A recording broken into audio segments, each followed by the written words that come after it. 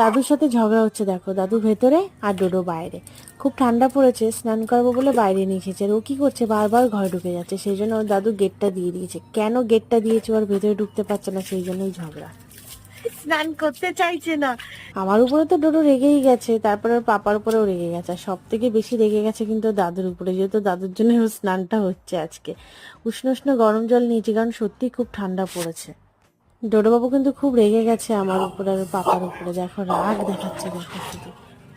ডোডোর যেই স্নান হয়ে যাবে, ডোডো অমনি এক দৌড়ে দোতলা গেটের সামনে চলে আসবে। কারণ ও জানে, জানো তো, যে ওখানেই ওর গা মোছানো হবে, হেয়ার ড্রাই করানো হবে।